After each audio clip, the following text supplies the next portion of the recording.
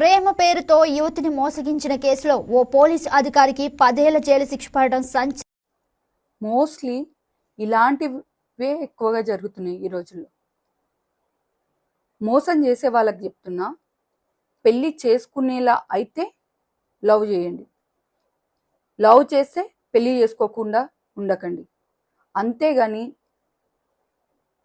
Love చేసేటప్పుడు love చేసి పెళ్లి దాకా వచ్చాక మోసం చేసి ఇలా చేస్తే ఆ అమ్మాయి లైఫ్ మొత్తం స్పాయిల్ అయిపోతుంది.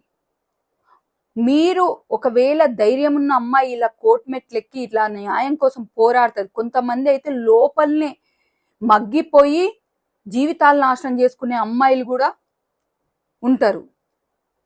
ఇలా రోడ్డు మీదకి వచ్చి ఇలా కోర్టు దాకా వెళ్తే అమ్మాయి లైఫ్ స్పాయిల్ అవుతుంది. నీ లైఫ్ మొత్తం, నీ కెరీర్ మొత్తం స్పాయిల్ అవుతుంది. అండ్ మీ కుటుంబాల పరువు రోడ్ మీద పడుతుంది.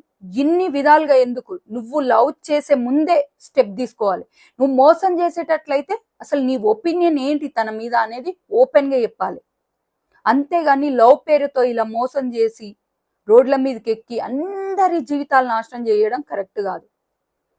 అమ్మాయిలకైనా అబ్బాయిలకైనా చెప్తున్నా నేను, ఈజీగా నమ్మేయకండి. సోషల్ మీడియా, ఆన్లైన్, బయటపరచాలి ఏవైనా సరే ఈజీగా నమ్మేసి వాళ్ళ ప్రపంచం అని బతికేసి మోసం చేశాక తట్టుకోలేక కొంతమంది లైఫ్ స్పాయిల్ చేసుకొని, కొంతమంది ఇట్లా కోర్టుకెక్కి న్యాయం కోసం పోరాడి బలం ఉన్నోడు గెలుస్తాడు, బలం లేనోళ్ళు కొంతమంది ఓడిపోయి ఏడుస్తూ మొత్తానికి లాస్ అయ్యి జీవితాలను నాశనం చేసుకోవద్దు.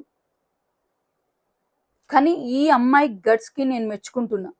నిజంగా తను కోర్టుకెళ్ళి న్యాయం జరగాలని పోరాడింది చూడు, గ్రేట్. కానీ ఇలాంటి అమ్మాయిలు ఉండడం చాలా కష్టం. మోసపోయి ఎంతమంది పోనీలే అనుకొని వాళ్ళు ఏడుస్తూ ఉండే వాళ్ళు కూడా ఉన్నారు.